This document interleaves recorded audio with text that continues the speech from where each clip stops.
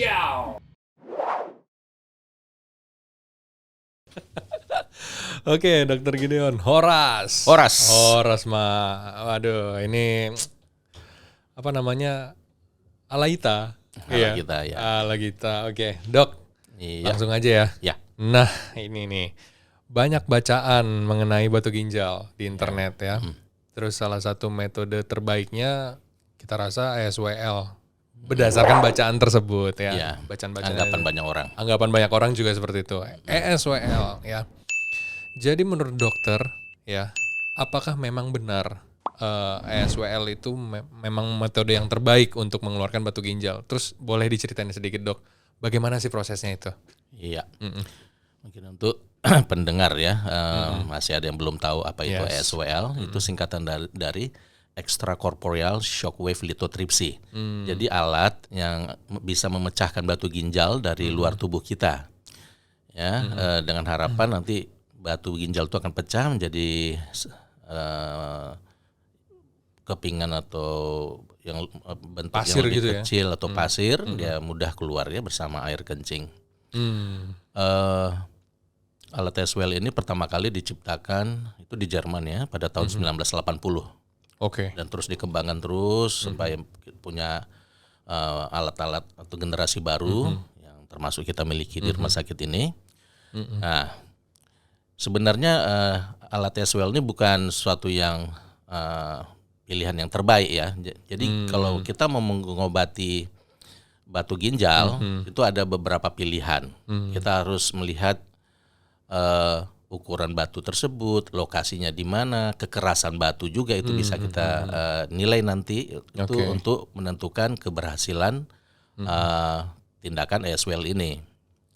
Ya. Jadi selain ESWL ada metode-metode lain mungkin yang konvensional itu di operasi ya dengan pembedahan atau dengan ada alat PCNL itu membuat satu lubang kecil saja langsung ditembus ke ginjal dan memecahkan batu untuk batu-batu yang besar ya. Dan lalu ada tentunya ESWL ini sendiri ya. Tentu ada syarat-syarat atau ketentuan yang harus dipenuhi untuk agar keberhasilannya bisa tinggi.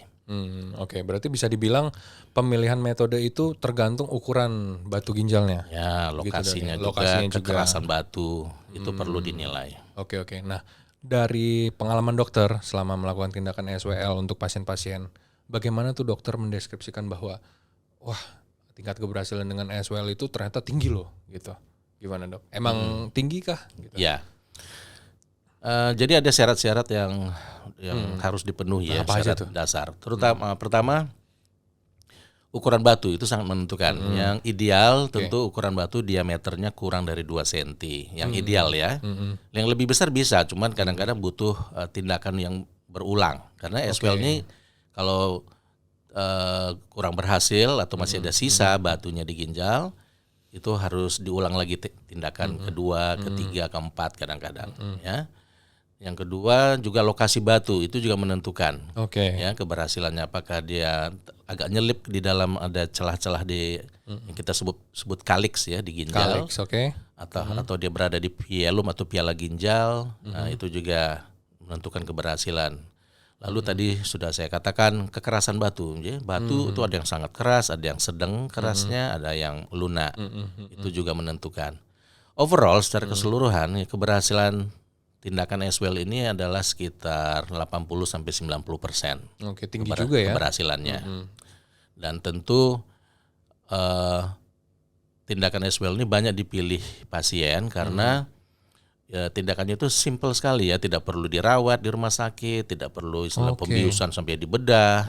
One day care ya? Jadi one day care atau day care prosedur, pasiennya bisa langsung pulang. Dan cepat beraktivitas, cukup beristirahat 1-2 hari aja dia sudah bisa bekerja kembali. Beda kalau zaman dulu mau batu 1-2 cm pun harus dibedah gitu ya, dibelek, dipinggang, dipotong gitu ya. Nah itu butuh istirahat 2-3 minggu, belum lagi rasa sakitnya. Nah itu jadi tidak nyaman bagi pasien, juga produktivitasnya menurun karena harus cuti dari kerja 2-3 minggu. Betul. Gak gajian, Dok. Iya gitu. Oke. Nah itu tadi dokter sempat nyebut perkara tidak dibius ya. Padahal banyak nih sahabat Premier di luar sana bertanya bahwa ya untuk melakukan tindakan itu sudah biasalah. Pasti pasien dianestesi, pasien dibius, mau operasi harus dibius. Nah, untuk SWL tadi dokter bilang nggak dibius. Benar dok, nggak dibius itu? Ya, tidak bius. Bius itu kan membuat pasien tidur ya, ditidurkan. Nah, itu alat SWL kan itu memberi getaran ya. Dia menggunakan alat gelombang suara frekuensi tinggi atau gelombang ultrasonik yang diarahkan ke batu di ginjal. Bisa juga batu yang udah turun dari ginjal ke ureter, saluran di bawah ginjal, itu juga bisa ditembak ya dengan alat SWL ini. Nah, itu memang memberikan rasa nyeri sedikit ya. Rasanya kayak dicepret karet gitu, agak perih nyeri gitu. Dan kita cukup memberikan obat analgetik atau painkiller ya, obat penghilang nyeri. Obat penghilang nyeri ini ada yang tablet, ada yang supositori dimasukkan dari anus, ada juga yang disuntikkan dari vena ya, pembuluh darah vena. Itu tergantung kebiasaan si dokter, pengalaman si dokter, dan juga keinginan pasien ya. Itu bisa juga kita diskusikan mau obat painkiller yang mana mau dipakai. Jadi simple sekali. Jadi pasiennya tetap sadar dan setelah ditembak, penembakan ini butuh waktu lebih kurang rata-rata ya 30 ke 40 menit. Itu rata-rata average. Setelah itu istirahat setengah jam, 1 jam sudah boleh pulang pasiennya. Nah, pasien kan biasanya kan mau obat yang mana, misalnya dokter menawarkan begitu kan, pasti pasien bilangnya yang paling cepat aja dok. Iya kan, biasanya begitu ya dok ya. Oke. Nah, seru sih sebenarnya, pasien dalam kondisi sadar dia dilakukan tindakan dan dalam waktu setengah jam bisa pulang kan begitu ya. Ya. Nah, tapi ada juga yang bilang begini dok. Kita akan membahas ya apa yang terjadi di luar ya. ESWL itu penembakan ke batu dan ya sebagainya sehingga dapat merusak ginjal. Gitu. Emang benar dok, ESWL itu merusak ginjal? Ya, jadi gini, tentu ada efek samping ya. Semua prosedur tindakan, even kita masang infus aja, jarum yang kecil aja bisa kadang-kadang perdarahan ya, bengkak gitu. Jadi tindakan SWL ini tentu ada juga komplikasi yang bisa timbul, walaupun jarang terjadi ya, dibandingkan operasi yang konvensional di bedah misalnya.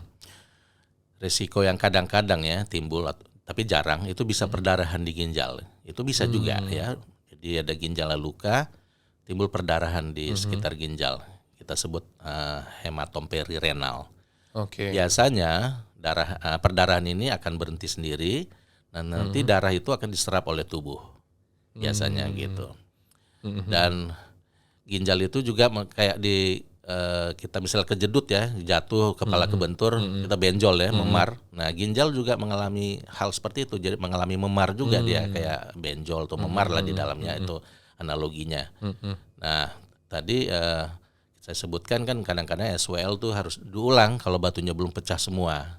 Kalau harus sampai bersih ya? Ya, diusaha. Tentu kita berusaha supaya batunya bersih ya, tidak ada lagi. Nah, kalau kita harus mengulang, itu biasanya kita mengulangnya ya antara 3-4 minggu untuk tindakan berikutnya. Kita kasih kesempatan untuk ginjal ini pulih kembali. Itu dia. Oke. Nah, itu pada saat batunya sudah hancur ya dok ya, terus kan keluar lewat urin, itu yang pasien rasakan apa dok? Ya, tentu proses keluar itu kadang-kadang itu memang ada rasa nyeri, timbul sakit kolik kita sebut, sakit yang hilang timbul ya, kolik, karena dia butuh perjalanan juga dari ginjal turun lewat saluran ureter ke bawah sampai kantong kemih dan dikeluarkan dengan saat kencing. Sebagian besar sih aman-aman saja, atau pasien juga merasakan sakit-sakit sedikit, tapi memang ada juga kadang-kadang kalau pecahannya agak besar itu bisa membuat rasa sakit yang lumayan. Tapi pasien biasanya kan dibekalin obat painkiller juga, obat nyeri ya, penghilang nyeri pada saat dia pulang. Kadang-kadang pun kalau batunya nggak bisa keluar atau nyangkut di saluran ureter, kita perlu melakukan tindakan selanjutnya, itu memasang selang, ada yang kita sebut stand, double J stand, itu selang dimasukkan ke ginjal dari lewat kantong kemih untuk memudahkan batunya turun ke bawah. Jadi ada prosedur tambahan kalau batunya nyangkut nggak bisa keluar. Iya.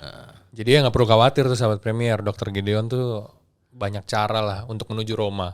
Iya. gitu ya dok.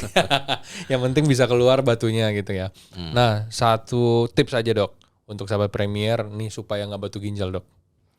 Ya. Mm-mm. Batu ginjal itu penyebabnya multifaktorial ya, bermacam-macam. Ya. Tapi setelah diteliti itu faktor utama adalah bisa timbul karena kekurangan cairan. Ya, orang yang tidak banyak minum ya, kurang cairan atau kurang air putih lah terutama ya. Dianjurkan kalau minum itu air putih, tentunya ya air putih diutamakan 2,5 sampai 3 liter ya. Juga mungkin kurang bergerak juga ya, kurang berolahraga itu juga suatu faktor. Wah, kita sekali nih. Lalu juga ada gangguan metabolisme seperti dia menderita hiperurisemia atau kadar asam uratnya tinggi di dalam darah. Itu juga faktor pencetus timbulnya batu, dan itu banyak di orang Indonesia banyak karena pola makan asam uratnya tinggi. Ya, di samping keturunan juga ya. Keturunan juga tuh faktor yang menentukan timbulnya batu ginjal. Jadi kalau orang tua kita kena, ya kemungkinan anak-anaknya kena itu lebih besar chance-nya. Waduh, ini tuh sahabat Premier ya. Banyak minum. Ya, itu terutama. Banyak minum itu yang terutama. Sama kurangi juga kayak kopi, teh, itu harus dikurangi. Kalau sudah pernah kena batu ginjal, harus agak membatasi. Juga garam ya, garam itu juga faktor penentu untuk timbulnya batu ginjal. Iya. Karena batu itu terbentuknya dari garam-garam mineral itu. Iya, berbagai garam mineral. Dia selalu kombinasi, tidak murni satu macam unsur mineral aja. Ya, ada yang batu kalsium fosfat, kalsium oksalat. Oh, banyak. Ada amonium, magnesium fosfat, batu asam urat. Waduh. Jadi macam-macam. Yang penting itu tadi minum tetap yang banyak ya, 2,5 sampai 3 liter per 24 jam. Oke. Ya, dengan juga mengurangi garam. Kalau asam uratnya tinggi harus diobati, menjaga makanan supaya tidak mengandung asam urat tinggi atau yang purin tinggi, ya, itu harus diperhatikan. Siap kalau begitu, Dokter Gideon. Mau lihat ya Godang? Sama-sama. Makasih Dokter Gideon.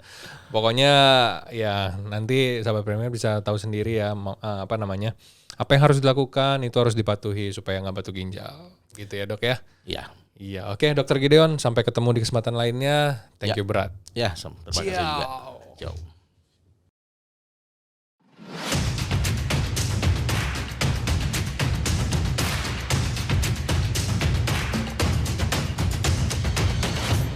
Ciao.